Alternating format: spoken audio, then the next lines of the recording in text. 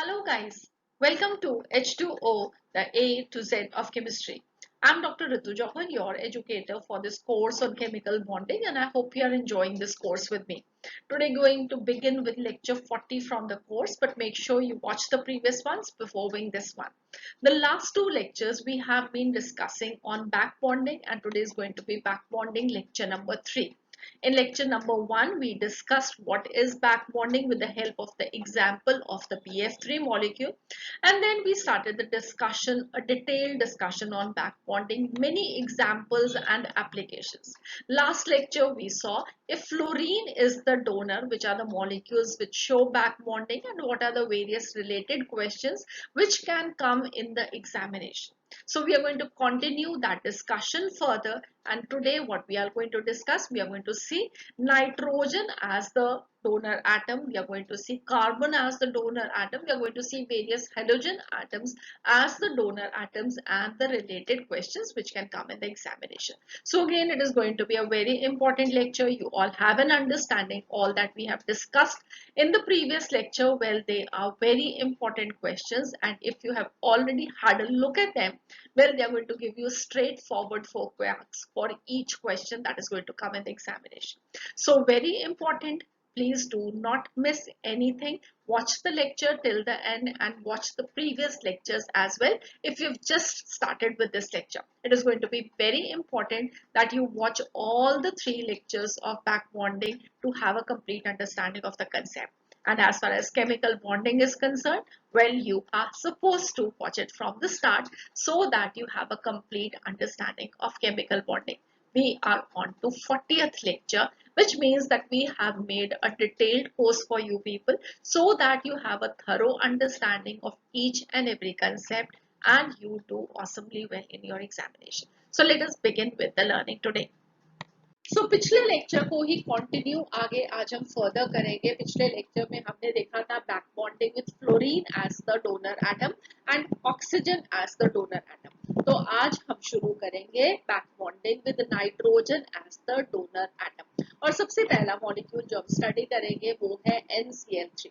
तो पिछले लेक्चर में आपने ये सीखा था कि बैक बॉन्डिंग उन दो एटम्स के बीच में होगी जहां पे हमारे पास एक एटम ऐसा होगा जिसके पास एक लोन पेयर ऑफ इलेक्ट्रॉन हो, दूसरा एटम ऐसा होगा जिसके पास एम्प्टी ऑर्बिटल्स हो. उन दोनों के बीच में एक बॉन्ड पहले से बना हुआ होना चाहिए और उसके बाद जिस एटम के पास लोन पेयर ऑफ इलेक्ट्रॉन्स है वो एम्प्टी ऑर्बिटल वाले एटम के साथ अपने इलेक्ट्रॉन्स को शेयर करके एक पाई कोऑर्डिनेट बॉन्ड फॉर्म करेगा. ऐसे बॉन्ड को हम बैक बॉन्ड कहते हैं.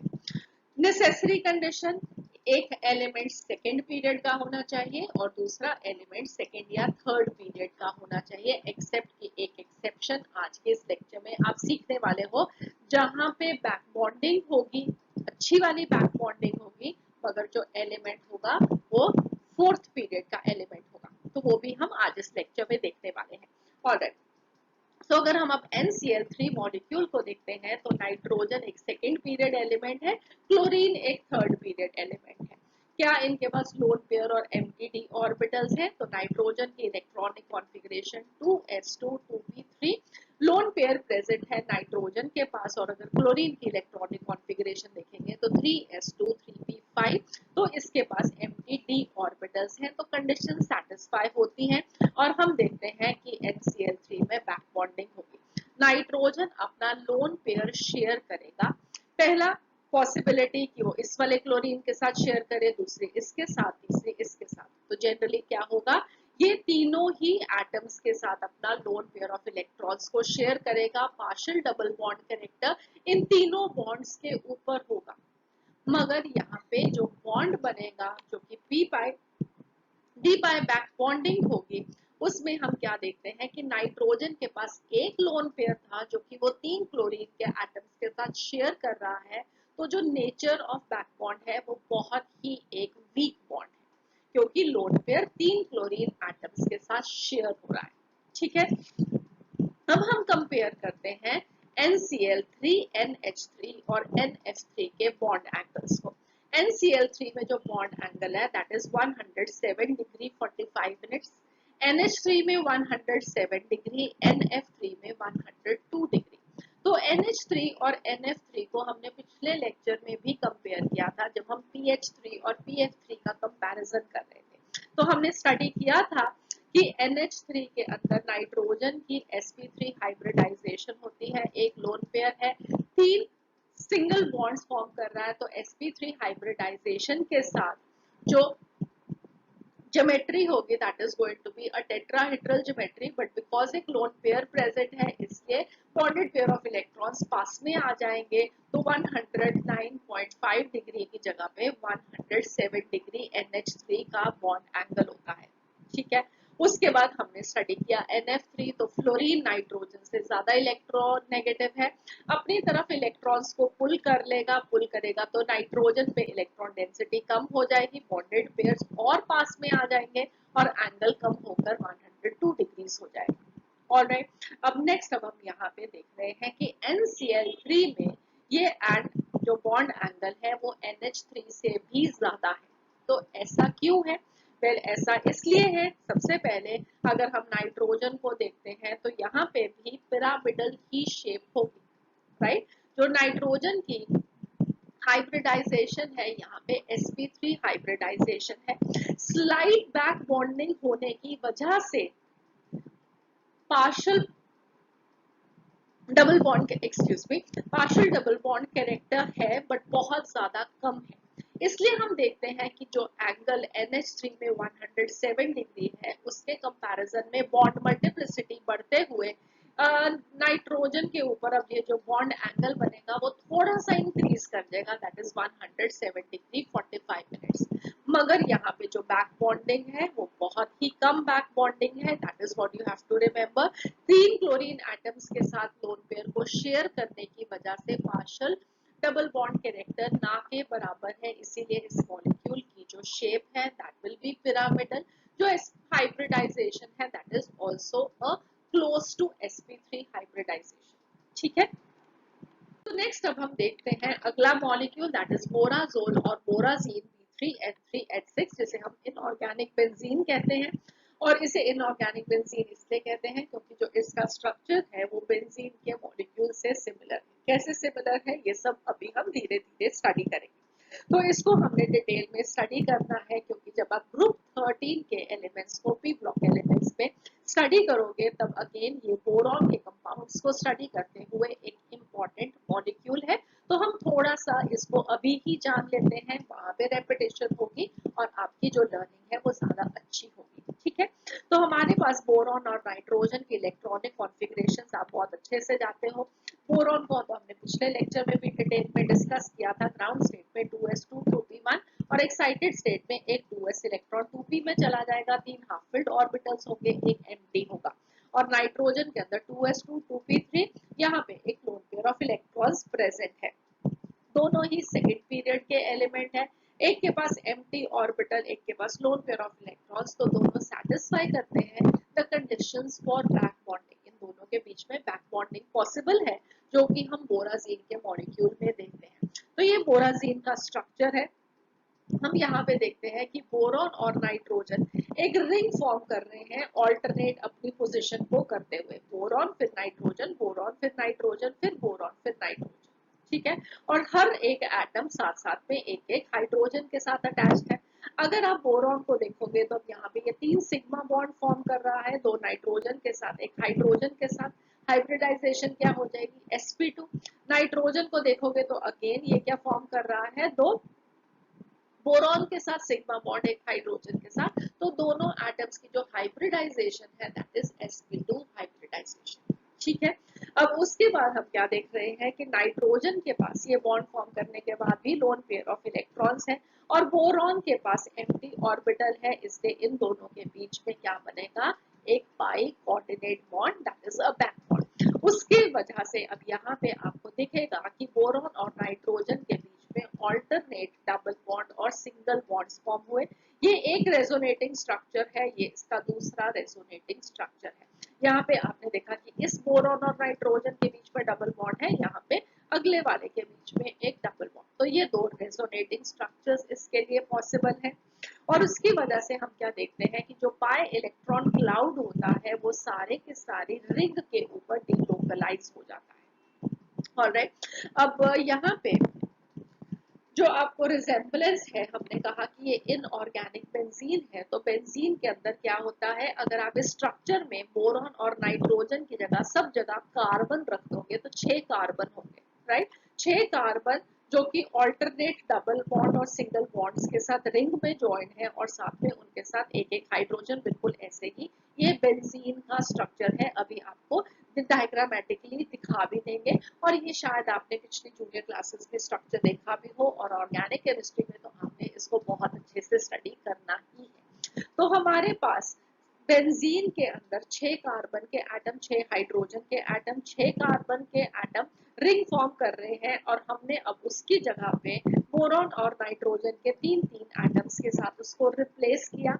इसका मतलब ये है कि टोटल नंबर ऑफ इलेक्ट्रॉन्स बोराजीन में और बेंजीन के अंदर बराबर रहेंगे। इसका मतलब ये है कि ये बेंजीन के साथ आइसो इलेक्ट्रॉनिक है।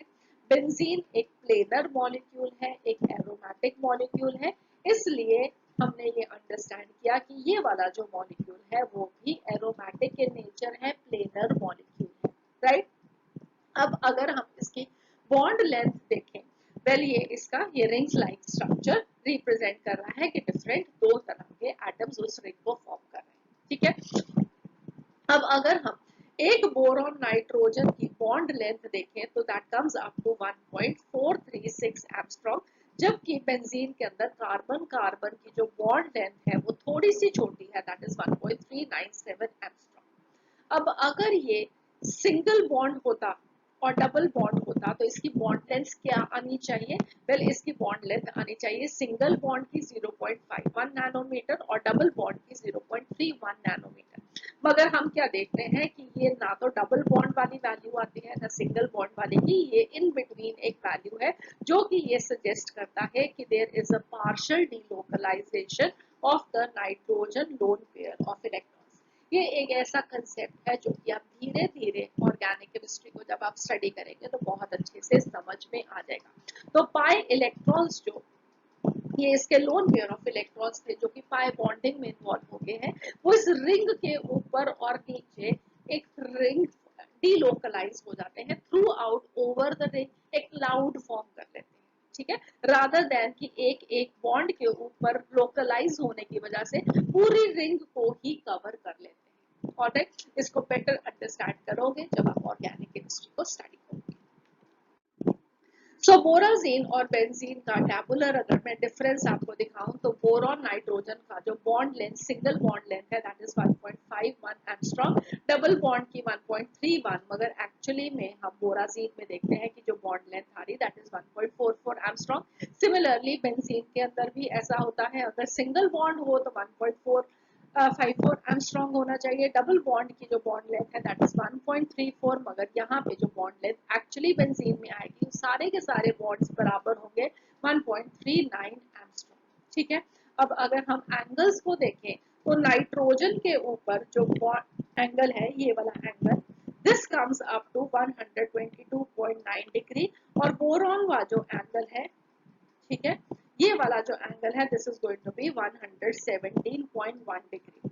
बेंजीन के अंदर हम क्या देखेंगे कि ये सारे के सारे कार्बन हैं, ये एक रेगुलर हेक्सागन फॉर्म करेगा, हर एक एंगल कितना होगा 120 डिग्री। तो ये बेंजीन का रिंग है। आप कंपेयर कर सकते हो, सिर्फ बोरॉन और नाइट्रोजन की जगह पे यहाँ पे हर जगह पे क्या है, एक कार्बन का एटम है। अब ये इन दोनों में एक इम्पॉर्टेंट डिफरेंस जो है वो है ये है कि यहाँ पे जब कार्बन्स हैं तो सारे कार्बन्स हैं, सेम इलेक्ट्रोनेगेटिविटी वैल्यूज होंगी, इसलिए जो इलेक्ट्रॉन क्लाउड होगा, पाई इलेक्ट्रॉन क्लाउड होगा, वो कंप्लीटली डीलोकलाइज हो जाएगा रिंग के ऊपर, ठीक है, क्योंकि कार्बन्स सब सेम कार्बन्स हैं, ऑब्वियसली उनके बीच में कोई इलेक्ट्रोनेगेटिविटी डिफरेंस नहीं है।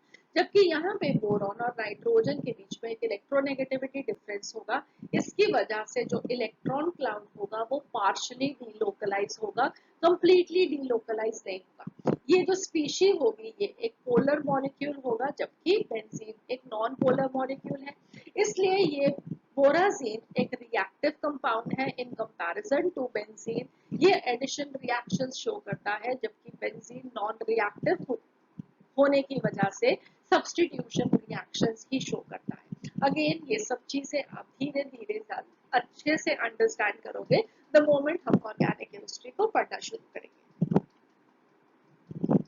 हम बहुत सारे एग्जाम्पल्स कर चुके हैं, बहुत सारे मॉलिक्यूल्स को स्टडी कर चुके हैं, आपको कंसेप्ट क्लियर हो चुका है कि बैक बॉन्डिंग में क्या होता है। तो अब हम डायरेक्टली इस लेक्चर में नाइट्रोजन से रिलेटेड और बाकी जो डोनर एटम्स है उनसे रिलेटेड जो एप्लीकेशंस है, जो एग्जाम में क्वेश्चन आते हैं, वो सबको जल्दी से देखते हैं, सो दैट कि हमारा कंसेप्ट स्ट्रॉन्ग हो जाए और एग्जामिनेशन में कोई भी क्वेश्चन आए तो वेल आप उन मॉलिक्यूल्स को पहले ही स्टडी कर चुके हैं।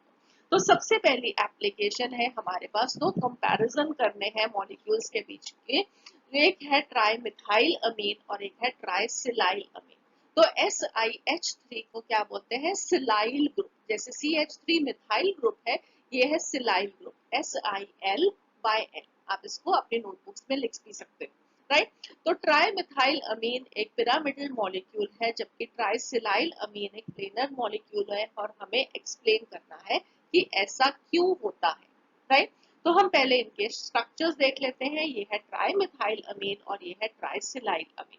अब ट्राइमिथाइल अमीन में नाइट्रोजन एक सेकंड पीरियड का एलिमेंट है, इसके पास एक लोन पेयर ऑफ इलेक्ट्रॉन है।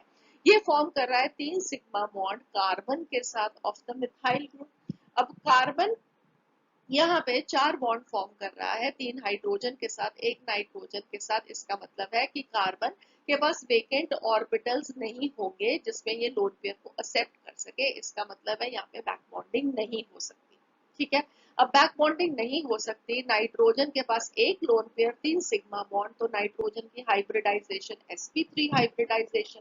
sp3 हाइब्रिडाइजेशन में ज्योमेट्री क्या होगी? टेट्राहेड्रल ज्योमेट्री होगी। मगर यहाँ पे एक lone pair of electrons present है, तो lone pair bond pair repulsion ज्यादा होगी बॉन्डेड पेयर ऑफ इलेक्ट्रॉन से। बॉन्डेड पेयर पास में एक दूसरे के आ जाएंगे, बिल्कुल वैसे ही जैसे कि आपने अमोनिया के मॉलिक्यूल को स्टडी किया हुआ है। और उसकी वजह से ये जो मॉलिक्यूल की शेप होगी वो क्या हो जाएगी? एक पिरामिडल शेप। अगर अब हम नेक्स्ट मॉलिक्यूल देखें, ट्राइसिलाइलमीन। नाइट्रोजन एक सेकेंड पीरियड का एलिमेंट, लोन पेयर प्रेजेंट है, सिलिकॉन के साथ बॉन्ड फॉर्म कर रहा है, सिलिकॉन थर्ड पीरियड का एलिमेंट है, उसके पास वेकेंट 3d ऑर्बिटल्स हैं, यहाँ पे बैक बॉन्डिंग पॉसिबल है। नाइट्रोजन ये अपना इलेक्ट्रॉन पेयर सिलिकॉन के साथ शेयर कर सकता है, ठीक है। ऑलराइट, अब यहाँ पे बैक बॉन्डिंग पॉसिबल है, इसका मतलब क्या है कि ये वाला बॉन्ड क्या हो जाएगा? एक डबल बॉन्ड। मगर वो जो डबल बॉन्ड करेक्टर आएगा वो तीनों बॉन्ड्स में आएगा, इसलिए हम क्या देखेंगे? इस तरीके का स्ट्रक्चर देखेंगे। अब यहाँ पे नाइट्रोजन की हाइब्रिडाइजेशन क्या होगी? वेल, अब ये जो लोन पेयर है ये तो यूज हो गया बैक बॉन्डिंग के अंदर। इसका मतलब है नाइट्रोजन सिर्फ क्या फॉर्म कर रहा है? 3 सिग्मा बॉन्ड फॉर्म कर रहा है, 3 सिग्मा बॉन्ड फॉर्म कर रहा है। इसका मतलब है कि हाइब्रिडाइजेशन क्या हुई? इसकी sp2 हाइब्रिडाइजेशन हुई। यहाँ पे sp3 थी, यहाँ पे sp2 है, और sp2 हाइब्रिडाइजेशन के लिए मॉलिक्यूल की शेप क्या होती है? एक प्लेनर मॉलिक्यूल, ठीक है। सो हमारे पास ट्राइमिथाइल अमीन में बैक बॉन्डिंग नहीं होती है, जबकि ट्राइसिलाइल अमीन में 2p/3d बैक बॉन्डिंग होती है, जिसकी वजह से ये एक प्लेनर मॉलिक्यूल बन जाता है। और नाइट्रोजन की जो हाइब्रिडाइजेशन है वो sp3 से sp2 हाइब्रिडाइजेशन हो जाएगी यहाँ पे trisilyl amine. Alright, I hope this is clear. Next example देखते हैं। नेक्स्ट एग्जांपल है हमारे पास ट्राइसिलाइल फॉस्फीन और ट्राइजरमाइल अमीन, ठीक है। तो SiH3 सिलाइल ग्रुप हो गया, और जहां पे हमारे पास PH3 होता है, PH3 को हम बोलते हैं फॉस्फीन।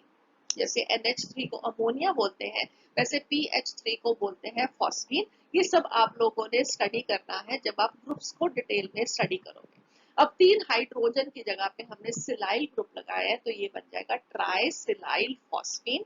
और ये GeH3 ये जर्मेनियम है, तो जर्मेनियम का यहाँ पे क्या बन जाएगा? जर्माइल ग्रुप, GERMYL, जर्माइल ग्रुप। और ये क्या बनेगा? ट्राई जर्माइल अमीन।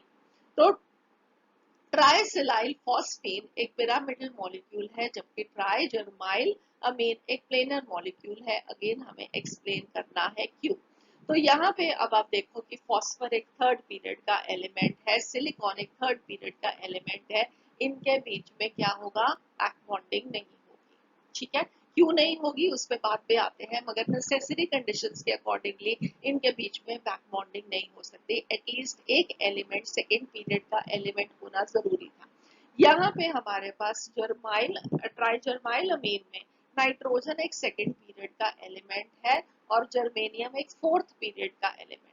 जनरली जितने भी आपने एग्जांपल्स देखे हैं वहां पे एक एलिमेंट सेकेंड पीरियड का है और दूसरा सेकेंड या थर्ड का है, जहां पे हम कहते हैं कि एक इफेक्टिव बैक बॉन्डिंग होती है। मगर यहाँ पे एक ये एक्सेप्शन रहेगी कि इस मॉलिक्यूल में भी एक अच्छी इफेक्टिव बैक बॉन्डिंग होती है, जिसकी वजह से हम मॉलिक्यूल के स्ट्रक्चर में चेंजेस देखते हैं बिकॉज ऑफ बैक बॉन्डिंग। ठीक है, तो ये आपको जरूर याद रखना है। तो ट्राइसिलाइल फॉस्फेट बैक बॉन्डिंग शो नहीं करता है और ट्राइजर्माइल अमीन 2p4d बैक बॉन्डिंग शो करता है, जिसकी वजह से ये एक प्लेनर मॉलिक्यूल बन जाएगा। नाइट्रोजन का लोन पेयर यूज हो जाएगा तो 3 सिग्मा बॉन्ड फॉर्म करेगा, 3 सिग्मा बॉन्ड फॉर्म करेगा तो मॉलिक्यूल की शेप क्या हो जाएगी, प्लेनर मॉलिक्यूल। ठीक है, आई hope this is clear. Nitrogen की हाइब्रिडाइजेशन sp2 हाइब्रिडाइजेशन हो जाएगी। और जहां पे हमारे पास है ट्राइसिलाइल फॉस्फेट, उसमें जो आपको याद रखना है कि क्यों बैक बॉन्डिंग नहीं होती, हम सिर्फ उसको जनरलाइज हमने कर दिया कि थर्ड पीरियड का एलिमेंट है तो बैक बॉन्डिंग नहीं होती। क्यों नहीं होती उसका अंडरस्टैंड करो कि हमारे पास फॉस्फोरस और सिलिकॉन दोनों ही थर्ड पीरियड के एलिमेंट्स हैं।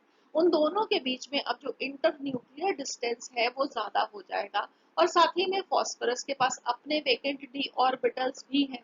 ठीक है, एक एटम उससे दूर है और उसके पास खुद के पास अपनी खाली जगह है, तो उसकी जो टेंडेंसी होगी to donate the lone pair of electrons वो बहुत कम हो जाएगी, इसलिए पिरामिडल शेप होगी। ठीक है, आई hope this is clear. Next अब हम मूव करते हैं अगली एप्लीकेशन पे। हमारे पास अगेन सिमिलर वही दो मॉलिक्यूल्स हैं, ट्राइमिथाइल अमीन और ट्राइसिलाइल अमीन, और हमें बताना है कि कौन इन दोनों में से बेसिक ज्यादा होगा। अब बेसिसिटी कैसे बताते हैं, बेसिसिटी बताते हैं कि उसकी tendency to donate lone pair of electrons किसकी ज्यादा है। और अभी हमने स्टडी किया कि ट्राइसिलाइल अमीन में बैक बॉन्डिंग होती है और ट्राइमिथाइल अमीन में बैक बॉन्डिंग नहीं होती है। जब बैक बॉन्डिंग यहाँ पे हो गई, यहाँ पे लोन पेयर ऑफ इलेक्ट्रॉन्स तो खुद से यूटिलाइज पहले ही हो गया, तो इसकी टेंडेंसी नहीं रहेगी अपने लोन पेयर ऑफ इलेक्ट्रॉन्स को किसी और को डोनेट करने में, जब अपने ही मॉलिक्यूल में उसने वो डोनेशन कर दिया।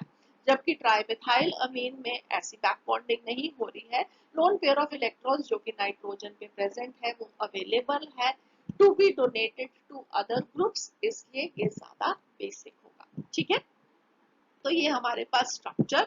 और यहाँ पे हमने क्या स्टडी किया, हमने स्टडी किया कि ट्राइमिथाइल अमीन में बैक बॉन्डिंग नहीं होती है, ट्राइसिलाइल अमीन में बैक बॉन्डिंग होती है, 2p5 3d5 बैक बॉन्डिंग होती है। नाइट्रोजन की sp2 हाइब्रिडाइजेशन हो जाती है और उसकी वजह से loan pair of electrons use नहीं हो सकता, इसलिए क्या होगा, बेसिसिटी ट्राइमिथाइल अमीन की ज्यादा होगी देन ट्राइसिलाइल अमीन।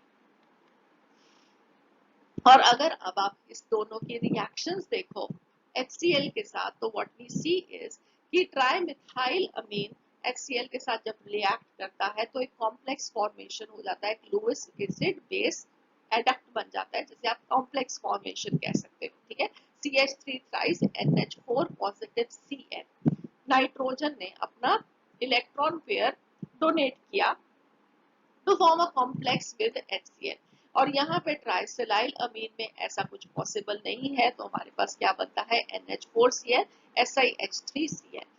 ये bond cleavage through SN2 mechanism क्या होता है, इसे अब हम यहाँ पे डिस्कस नहीं करेंगे, क्योंकि उसके लिए आपको थोड़ी और लर्निंग की जरूरत है। जैसे जैसे कोर्सेज प्रोग्रेस करेंगे आप और चीजें सीखते जाओगे तो ये भी आप अंडरस्टैंड कर लोगे कि इसका मीनिंग क्या है। ऑलराइट, अब नेक्स्ट एक और एप्लीकेशन देखते हैं, मिथाइल आइसोथायोसाइनेट और सिलाइल आइसोथायोसाइनेट के शेप्स का कंपैरिजन। ठीक है, अब यहाँ पे NCS ग्रुप को हम बोलते हैं आइसोथायोसाइनेट। तो आपकी हर तरह से यहाँ पे नॉलेज इंक्रीज हो रही है, सिर्फ आप बैक बॉन्डिंग नहीं सीख रहे हो। ठीक है, तो हमारे पास है CH3NCS मिथाइल आइसोथायोसाइनेट और SiH3 silyl group, NCS isothiocyanate, silyl isothiocyanate. जो मिथाइल आइसोथायोसाइनेट है उसकी जो शेप है वो बेंड है, जबकि सिलाइल आइसोथायोसाइनेट की जो शेप है वो एक लीनियर शेप है। अगेन आपको उसको बताना है कि ऐसा क्यों होगा, तो उसके लिए आपको सबसे पहले इनके स्ट्रक्चर्स मालूम होने चाहिए। तो ये है मिथाइल आइसोथायोसाइनेट और ये है सिलाइल आइसोथायोसाइनेट।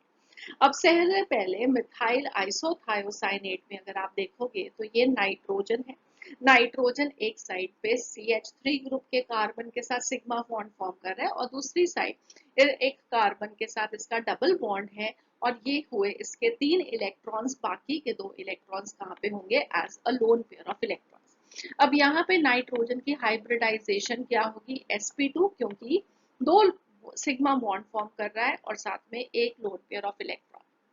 तो मॉलिक्यूल असेंशियली एक ही प्लेन में लाई करेगा, एक लोन पेयर है, 2 सिग्मा बॉन्ड्स है, तो lone pair bond pair repulsion bond pair से ज्यादा होगी, और इसका मतलब है ये जो एंगल है ये 120 डिग्री से कम होना चाहिए। बट एक्चुअली में जो हम ढूंढते देखते हैं वो आया कि ये जो एंगल है दिस इज 142 डिग्री। अब ये ऐसा क्यों है इसको हम अभी बाद में डिस्कस करेंगे, बिकॉज वो बैक बॉन्डिंग से रिलेटेड नहीं है, वो कंसेप्ट रिलेटेड है इसके रेजोनेटिंग स्ट्रक्चर्स के साथ। बट यहाँ पे एटलीस्ट आपको ये मालूम लग गया कि ये जो एंगल है इसके बीच में एक एंगल है विच इज लेस देन 180, इसलिए जो इसकी शेप आएगी that is going to be a bent shape, right. अब यहाँ पे नाइट्रोजन में बैक बॉन्डिंग पॉसिबल नहीं है, क्योंकि इसका जो बॉन्ड है वो कार्बन के साथ है, कार्बन 4 बॉन्ड फॉर्म कर रहा है, इसलिए ये इसके पास कोई भी वेकेंट ऑर्बिटल नहीं हो। ठीक है, नेक्स्ट अब हम देखते हैं सिलाइल आइसोथायोसाइनेट। अब यहाँ पे नाइट्रोजन अगेन क्या कर रहा है, डबल बॉन्ड फॉर्म कर रहा है कार्बन के साथ और सिंगल बॉन्ड फॉर्म कर रहा है सिलिकॉन के साथ, 2 सिग्मा बॉन्ड और साथ में एक लोन पेयर ऑफ इलेक्ट्रॉन। तो हाइब्रिडाइजेशन क्या होनी चाहिए, यहाँ पे sp2 हाइब्रिडाइजेशन होनी चाहिए। ठीक है, बट नाइट्रोजन सेकेंड पीरियड का element, loan pair of electron, silicon third period का एलिमेंट, वेकेंट डी ऑर्बिटल्स दोनों बीच में बैक बॉन्डिंग पॉसिबल है। अब बैक बॉन्डिंग होगी तो क्या होगा, यहाँ पे इस बॉन्ड में एक पार्शियल डबल बॉन्ड कैरेक्टर आ जाएगा, राइट। तो यहाँ पे एक पार्शियल डबल बॉन्ड कैरेक्टर आया। अब अगर आप नाइट्रोजन को देखोगे तो नाइट्रोजन सिर्फ 2 सिग्मा बॉन्ड फॉर्म कर रहा है, उसका लोन पेयर यूटिलाइज हो गया। लोन पेयर यूटिलाइज हो गया तो इसका मतलब अब इसकी हाइब्रिडाइजेशन क्या होगी, sp2 से sp होगी। और अगर sp हाइब्रिडाइजेशन है तो मॉलिक्यूल की शेप कैसी होगी, वो एक लीनियर शेप होगी। ठीक है, आई होप आप लोगों को ये अच्छे से समझ में आ गया कि ये ऐसा क्यों हो रहा है। अब बिफोर इसका राइट अप मैं आपको दूं, हम ये भी बात कर लेते हैं कि ये एंगल 120 डिग्री से ज्यादा क्यों है। इस मॉलिक्यूल के लिए 2 रेजोनेटिंग स्ट्रक्चर्स और पॉसिबल हैं, एक है CH3N ट्रिपल बॉन्ड CS और दूसरा पॉसिबल स्ट्रक्चर है CH3N सिंगल बॉन्ड ट्रिपल। ठीक है, यहाँ पे जो नाइट्रोजन की हाइब्रिडाइजेशन आएगी वो आएगी sp, और यहाँ पे जो नाइट्रोजन की हाइब्रिडाइजेशन आएगी वो आएगी sp3। इसलिए यहाँ पे क्या होगा, हमारे पास जो रेजोनेंस की वजह से इसका जो एंगल आएगा वो 180 से कम है, मगर 120 से ज्यादा है, विच इज अप्रोक्सीमेटली 142 डिग्री।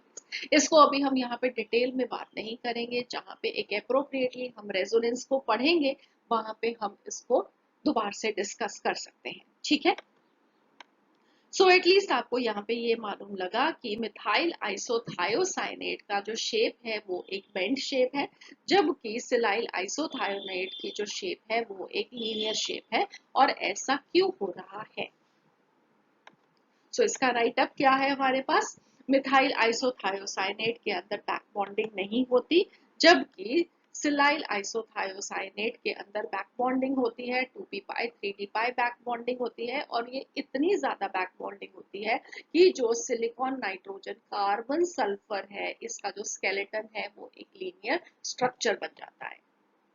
और सिमिलर रीजंस के लिए एक इंपॉर्टेंट चीज आपको और याद रखनी है कि अगर हमारे पास मिथाइल आइसोसाइनेट CH3NCO वो भी सिमिलर रीजंस की वजह से बेंड होगा और सिलाइल आइसोसाइनेट वो एक लीनियर मॉलिक्यूल होगा। ठीक है, नेक्स्ट एक और अब एप्लीकेशन देखते हैं, रिलेटेड ही है। यहाँ पे हमारे पास है जर्माइल आइसोसाइनेट और साथ में सिलाइल आइसोसाइनेट। तो सिलाइल आइसोसाइनेट अभी हमने ऊपर ही डिस्कस किया, जैसे कि सिलाइल आइसोथायोसाइनेट है, बिल्कुल वैसे ही लीनियर होगा because of the back bonding, that is 2p pi 3d pi back bonding. जबकि जर्माइल आइसोसाइनेट के अंदर क्या होगा, यहाँ पे जो शेप होगी वो बेंट होगी। ठीक है, अब यहाँ पे नाइट्रोजन के पास अगेन एक लोन पेयर ऑफ इलेक्ट्रॉन्स है, जर्मेनियम के पास एम्प्टी 4d ऑर्बिटल्स हैं, यहाँ पे 2p पाई 4d पाई बैक बॉन्डिंग होगी, मगर 2p पाई 4d पाई बैक बॉन्डिंग जो होती है वो बहुत ज्यादा इफेक्टिव नहीं होती। ठीक है, इसलिए ये अपना जो एंगल है उसको 180 डिग्री पे स्ट्रेच नहीं कर पाता, एक बेंड शेप ही रहती है।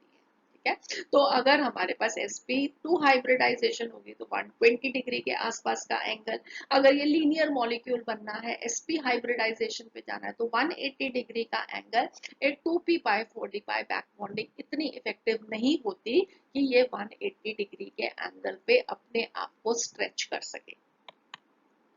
जबकि सिलाइल आइसोसाइनेट के अंदर effective 2p pi 3d pi back bonding होनी है, इसलिए ये एक लीनियर मॉलिक्यूल।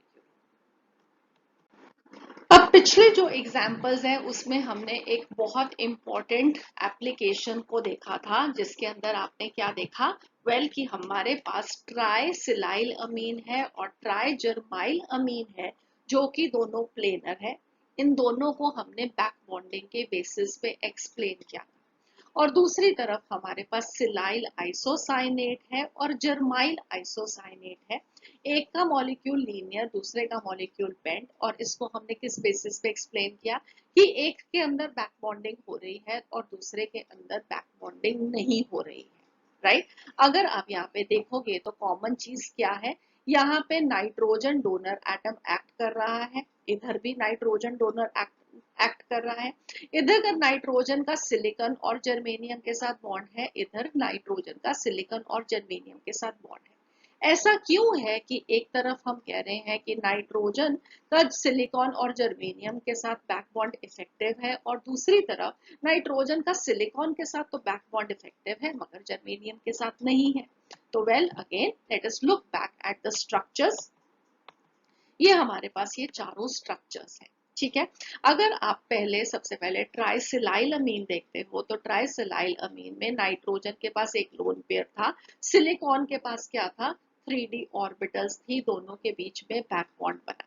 सिमिलरली हमने कहा कि नाइट्रोजन के पास लोन पेयर है और जर्मेनियम के पास 4d ऑर्बिटल्स है, और यहाँ पे भी बैक बॉन्डिंग पॉसिबल है। ठीक है, तो ट्राइसिलाइल अमीन में और ट्राई जर्माइल अमीन में दोनों में ही p पाई d पाई बैक बॉन्डिंग होती है, और उसकी वजह से नाइट्रोजन की जो sp2 हाइब्रिडाइजेशन होगी, मॉलिक्यूल की शेप इसलिए प्लेनर हो जाएगी। ठीक है, ये आई होप क्लियर है, यहाँ पे कोई कंट्रोवर्सी नहीं है। राइट, अब हमने यहाँ पे कहा कि जर्मेनियम के साथ बॉन्डिंग इफेक्टिव है, और दूसरी तरफ जर्मेनियम की इस मॉलिक्यूल के अंदर जर्माइल आइसोसाइनेट के अंदर बैक बॉन्डिंग नहीं हो रही है। तो हम ऐसा क्यों कह रहे हैं, तो उसको आप अंडरस्टैंड यहाँ पे ये करो कि इसमें जो बैक बॉन्ड हुआ, नाइट्रोजन की जो बॉन्डिंग हुई उसमें sp2 हाइब्रिडाइजेशन, ये sp2 कहाँ से चेंज की, नाइट्रोजन अगर ये लोन पेयर इसके पास हो तो एक लोन पेयर और 3 सिग्मा बॉन्ड, इसका मतलब है कि इनिशियली इसकी जो हाइब्रिडाइजेशन होगी वो sp3 है। sp3 से अब लोन पेयर का बैक बॉन्ड में यूज होने से हाइब्रिडाइजेशन क्या हो गया, sp2 हाइब्रिडाइजेशन हो गया। बॉन्ड एंगल का चेंज कहाँ जाएगा, 109 डिग्री 28 मिनट से 120 डिग्री पे। ठीक है, तो यहाँ पे इतना बैक बॉन्डिंग का जो एंगल है चेंज ओवर वो पॉसिबल है। आप अप्रोक्सीमेटली कह सकते हो कि 110 से 120 डिग्री पे शिफ्ट करना है, जो कि 2p पाई 4d पाई बैक बॉन्ड के लिए पॉसिबल है। मगर अगर आप यहाँ पे जर्मेनियम में देखोगे तो यहाँ पे क्या है हमारे पास, जो जर्मेनियम और इसके बीच में बॉन्ड था, पहले नाइट्रोजन की जो हाइब्रिडाइजेशन थी, नाइट एस में 2 सिग्मा बॉन्ड फॉर्म कर रहा था, इसके पास एक लोन पेयर था, तो ये हाइब्रिडाइजेशन इनिशियल जो थी नाइट्रोजन की वो sp2 थी। और अगर ये बैक बॉन्ड बन जाता है तो ये क्या हो जाएगी, हाइब्रिडाइजेशन sp हो जाएगी। तो इसका मतलब है कि हमें इस एंगल को 120 से 180 डिग्रीज पे शिफ्ट करना है, ठीक है। और इन दोनों के बीच में ये जो बैक बॉन्ड बन रहा है वो इतना इफेक्टिव नहीं है कि 120 से 180 डिग्रीज पे इसको बॉन्ड एंगल को शिफ्ट कर सके। सिलिकॉन में ये पॉसिबल है क्योंकि दोनों का जो ऑर्बिटल्स का साइज है वो अप्रोक्सीमेटली सेम है और इनके बीच में जो बैक बॉन्डिंग है वो ज्यादा इफेक्टिव है, ज्यादा स्ट्रॉन्ग है, इसलिए ये पॉसिबल है। मगर जर्मेनियम और नाइट्रोजन के बीच में ये पॉसिबल नहीं है, इसलिए हम ये डिफरेंस देखते हैं, ठीक है। So I hope this is clear कि ये कैसे आया। आई होप आप लोगों ने पहले भी शायद ये दिमाग में सोचा हो कि एक तरफ हम कह रहे हैं कि एक्सेप्शन है, जर्मेनियम बैकबॉन्ड फॉर्म कर रहा है, और दूसरी तरफ कहते हैं कि जी 2p5 4d5 बैकबॉन्ड इतना इफेक्टिव नहीं है। तो ऐसा क्यों हुआ, अब आप लोगों को अच्छे से समझ में आ गया। यहाँ पे sp इस वाले केस के अंदर sp3 से sp2 पे मूव किए हैं और इस वाले केस में sp2 से sp हाइब्रिडाइजेशन पे जाना है, जो कि डिफिकल्ट है। सो नेक्स्ट अब हम देखते हैं back bonding with carbon as the donor atom. और यहाँ पे एक बहुत इंपॉर्टेंट एप्लीकेशन है, बहुत बहुत इंपॉर्टेंट एप्लीकेशन है। ऑर्गेनिक केमिस्ट्री में बहुत जगह पे इसका रेफरेंस आएगा, इसलिए हम इसको क्योंकि बैक बॉन्डिंग से एक्सप्लेन करते हैं तो हम यहाँ पे उसको कर रहे हैं, सो दैट आप ऑर्गेनिक केमिस्ट्री में पढ़ोगे तो आपको ये बहुत अच्छे से समझ में आएगा और याद भी रहेगा। एग्जामिनेशन में इससे रिलेटेड बहुत क्वेश्चंस आते हैं, राइट। और क्वेश्चन क्या होगा, CHCl3 CHF3 से ज्यादा एसिडिक क्यों है, या इन दोनों में से ज्यादा एसिडिक कौन है और किस वजह से है। तो पहले आपको ये अंडरस्टैंड करने की जरूरत है कि हम इन दोनों का एसिडिक कैरेक्टर कैसे बताते हैं। वेल हम इसका अगर कॉन्जुगेट बेस देखेंगे H पॉजिटिव के निकलने के बाद, तो अगर कॉन्जुगेट बेस दोनों में से जो ज्यादा स्टेबल होगा वो वाला जो कंपाउंड है वो ज्यादा एसिडिक होगा। तो CHCl3 का जब H पॉजिटिव लूज करेगा तो CCl3 नेगेटिव बनेगा कॉन्जुगेट बेस, और CHF3 का कॉन्जुगेट बनेगा CF3 नेगेटिव। तो हमें देखना कि इन दोनों में से ज्यादा स्टेबल कौन सा है। जब आप ऑर्गेनिक केमिस्ट्री में कंसेप्ट्स पढ़ोगे तो देन यू विल अंडरस्टैंड कि जो फ्लोरीन है उसकी जो इलेक्ट्रॉन विड्रॉइंग कैपेसिटी है वो ज्यादा है इन कंपैरिजन टू क्लोरीन। क्यों ज्यादा है वो आप अभी भी समझ सकते हो कि फ्लोरीन की जो इलेक्ट्रोनेगेटिविटी है वो क्लोरीन के कंपैरिजन में ज्यादा है, इसलिए ये जो शेयर्ड पेयर ऑफ इलेक्ट्रॉन है उसको अपनी तरफ पुल करेगा, ठीक है। जब ये इसको अपनी तरफ पुल करेगा इसका मतलब है कि कार्बन पे इलेक्ट्रॉन डेंसिटी जो है वो डिक्रीज कर जाएगी, और इसलिए कार्बन को इस लोन पेयर ऑफ इलेक्ट्रॉन्स को स्टेबलाइज करना ज्यादा आसान होना चाहिए इन कंपैरिजन टू क्लोरीन, जो कि फ्लोरीन से कम इलेक्ट्रोनेगेटिव है। मगर हम क्या देखते हैं, इसका ऑपोजिट है जो कि ट्रू है। CCl3 negative is more stable then CF3 negative. तो ऐसा क्यों होगा, वेल वो इसलिए होगा क्योंकि यहाँ पे बैक बॉन्डिंग हो जाएगी। अब बहुत आसान है आपके लिए समझना कि कार्बन के ऊपर एक extra lone pair of electrons आ गया था, वो क्लोरीन के पास 3d ऑर्बिटल्स एम्प्टी थे, इसने इसके साथ शेयर कर लिया उसको, और उसके ऊपर जो इलेक्ट्रॉन डेंसिटी है वो कम हो जाएगी और उसकी जो स्टेबिलिटी है वो ज्यादा इंक्रीज कर जाएगी, ठीक है। So what we find is that the lone pair of carbon, this gets delocalized through a 2p5 3d5 back bonding in CCl3 negative, which is not possible in case of CF3 negative. इसलिए CHCl3 this is more acidic than CHF3। बहुत important है, इसको हमेशा याद रखना। और क्योंकि अब आप इतनी बैक बॉन्डिंग पढ़ चुके हो, आई होप आप लोगों को इस कंसेप्ट को कहीं पे भी लोकेट करना डिफिकल्ट नहीं है, अंडरस्टैंड करना डिफिकल्ट नहीं है। I have tried to give you as many examples and applications जितनी की possible थी मेरे लिए, ठीक है। अब नेक्स्ट हम क्या देखते हैं, हमारे पास CR3 नेगेटिव है, उसका जो स्ट्रक्चर है वो पिरामिडल है, जबकि CCN3 नेगेटिव ये एक प्लेनर स्ट्रक्चर है। अब ऐसा क्यों है, अगेन यहाँ पे कार्बन तीन सिग्मा बॉन्ड फॉर्म कर रहा है, एक लोन पेयर ऑफ इलेक्ट्रॉन है, और यहाँ पे बैक बॉन्डिंग पॉसिबल नहीं है, इसलिए पिरामिडल स्ट्रक्चर होगा। जबकि यहाँ पे कार्बन के पास जो लोन पेयर ऑफ इलेक्ट्रॉन्स है वो सी एन ग्रुप के एंटी बॉन्डिंग पाई ऑर्बिटल के अंदर बैक बॉन्ड हो जाता है, इसलिए ये वाला जो शेप होगी वो एक प्लेनर शेप। ठीक है, नेक्स्ट अब हम मूव करते हैं to the last topic, that is going to be back bonding with halogens as the donor atom. और इसमें जो एक्चुअली जो सबसे ज्यादा इंपॉर्टेंट एप्लीकेशन है उसको हम पिछले लेक्चर में ऑलरेडी डिस्कस कर चुके हैं, that is the Lewis acid order for the boron trihalides. आपने ये पिछले लेक्चर में भी सीखा था कि BF3 सबसे कम लुईस एसिड कैरेक्टर शो करेगा, और जैसे जैसे हेलोजन का एटम का साइज इंक्रीज कर रहा है वो लुईस एसिड कैरेक्टर इंक्रीज कर रहा है।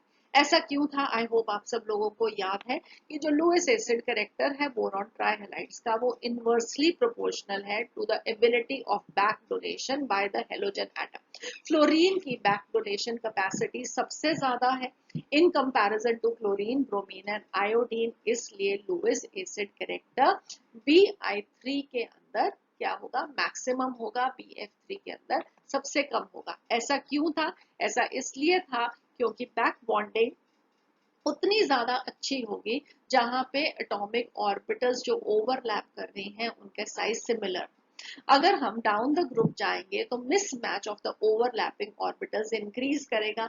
BF3 में 2p पाई 2p पाई था और Bi3 में 2p पाई p पाई ऑर्बिटल्स की ओवरलैपिंग है, इसलिए यहाँ पे सबसे कम ओवरलैपिंग होगी, सबसे कम ओवरलैपिंग होगी। इसका मतलब है कि बैक बॉन्डिंग की स्ट्रेंथ कम होगी।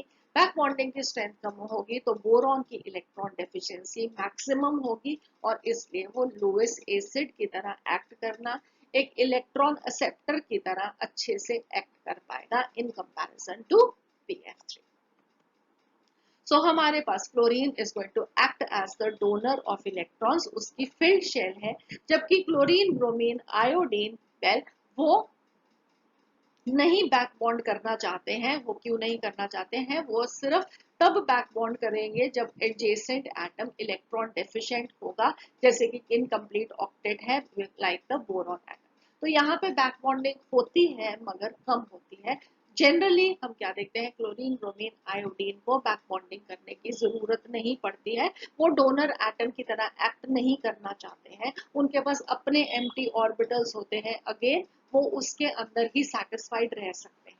ठीक है, सो आप बहुत सारी बैक बॉन्डिंग सीख चुके हो। मैं इस लेक्चर को फिनिश करूंगी एक क्वेश्चन के साथ, और क्वेश्चन क्या है कि रिलेटिव स्टेबिलिटी ऑर्डर आपको बताना है diradicals, that is CF2, CH2, CCl2, again organic chemistry में इंपॉर्टेंट डाई रेडिकल्स हैं, और आपको अब इसका स्टेबिलिटी ऑर्डर बताना है। और ऑब्वियसली बैक बॉन्डिंग पढ़ रहे हैं तो बैक बॉन्डिंग यूज होने वाली है, सो आई होप कि आप लोग ये ऑर्डर ढूंढ सकते हो। सो प्लीज इस लेक्चर को यहाँ पे पॉज करके सबसे पहले खुद से अपना एक ऑर्डर बनाइए और फिर उसका सोल्यूशन चेक कीजिए। सो अगर आपने लोगों ने कर लिया है तो सबसे पहले हम डिस्कस करते हैं CH2। CH2 के केस में कार्बन हाइड्रोजन के साथ दो सिग्मा बॉन्ड फॉर्म कर रहा है, तो साथ में कार्बन के पास कितने इलेक्ट्रॉन्स हो गए? 4, और इसके पास एक लोन पेयर ऑफ इलेक्ट्रॉन्स है, तो टोटल हो गए 6 इलेक्ट्रॉन्स। कार्बन का ऑक्टेट कंप्लीट नहीं है, इलेक्ट्रॉन डेफिशिएंट है कार्बन, और हाइड्रोजन के साथ बैक बॉन्डिंग पॉसिबल नहीं है क्योंकि हाइड्रोजन के पास कोई लोन पेयर नहीं है जो कि वो कार्बन को दे सके और उसकी इलेक्ट्रॉन डेफिशिएंसी को पूरी कर सके, इसलिए ये क्या होगा? अनस्टेबल। CF2 और CCl2 के केस में ये नहीं होगा, ठीक है, क्योंकि CF2 के केस में और CCl2 में फ्लोरीन और क्लोरीन के पास दोनों के पास ही लोन पेयर हैं, वो कार्बन की इस डेफिशिएंसी को पूरा कर सकते हैं। तीनों में ही कार्बन के ऊपर इलेक्ट्रॉन डेफिशिएंसी है, अगर सिग्मा बॉन्ड्स देखोगे तो 6 इलेक्ट्रॉन्स आएंगे, मगर CH2 के केस में बैक बॉन्डिंग पॉसिबल नहीं है, CF2 और CCl2 के केस में बैक बॉन्डिंग पॉसिबल है। CF2 के केस में 2p पाई 2p पाई, CCl2 के केस में 3p pi 2p pi back bonding possible है। अब इन दोनों में से ज्यादा अच्छी बैक बॉन्डिंग कौन सी होती है? ये भी आप जानते हो कि 2p पाई 2p पाई बैक बॉन्डिंग ज्यादा अच्छी होगी। इसका मतलब ये है कि CF2 जो डाई रेडिकल है ये सबसे ज्यादा स्टेबल होगा in compare to all of them. तो क्या ऑर्डर बनेगा, CH2 सबसे कम स्टेबल, फिर CCl2 और सबसे ज्यादा स्टेबल CF2। आई होप आप सब लोगों ने इसको सही से ढूंढ लिया था। अब आप परफेक्ट हो चुके हो बैक बॉन्डिंग के केस में। फिनिश करने से पहले एक बहुत इंटरेस्टिंग सी चीज दिखाने वाली हूँ जो कि यहाँ पे अभी एग्जाम्पल्स में आई, और वो ये है कि हम अगर डायरेक्शन देखें बैक बॉन्डिंग का, CCl3 नेगेटिव में और CCl2 डायरेडिकल में दोनों के अंदर जो बैक बॉन्डिंग का डायरेक्शन है वो एक दूसरे से उल्टा है। कैसे उल्टा है देख लेते हैं। ये हमारे पास CCl3 नेगेटिव है और ये CCl2 है, राइट। अब यहाँ पे कार्बन का जो ऑक्टेट है वो कंप्लीट है, 3 सिग्मा बॉन्ड्स है, एक लोन पेयर ऑफ इलेक्ट्रॉन्स है, और कार्बन के पास लोन पेयर है जो कि वो 3d ऑर्बिटल्स ऑफ क्लोरीन के साथ उसको शेयर करके बैक बॉन्ड फॉर्म करता है टू इंक्रीज इट्स स्टेबिलिटी। ठीक है, ये अभी हमने पढ़ा था जब हम इसको as a conjugate base for CHCl3 पढ़ रहे थे। तो इस केस में यहाँ पे डायरेक्शन क्या है बैक बॉन्डिंग की, कार्बन से क्लोरीन की तरफ, राइट। तो कौन सी बैक बॉन्डिंग होगी, 2p pi 3d pi back bonding होगी। मगर अगर हम CCl2 में देखते हैं तो कार्बन में इलेक्ट्रॉन डेफिशिएंसी थी, क्लोरीन अपना लोन पेयर कार्बन को दे रहा है सो दैट कि इसकी स्टेबिलिटी, इसकी इलेक्ट्रॉन डेफिशिएंसी को वो कम कर सके, राइट। तो इस केस में डायरेक्शन क्या होगी, क्लोरीन से कार्बन की तरफ, और 3p pi 2p pi back bond form होगा, राइट। तो दोनों के केस में हम क्या देख रहे हैं कि बैक बॉन्डिंग का जो डायरेक्शन है वो उल्टा है। और कार्बन के लिए this is much easier to exhibit a 2p pi 3d pi back bonding in comparison to a 3p pi 2p pi back bonding.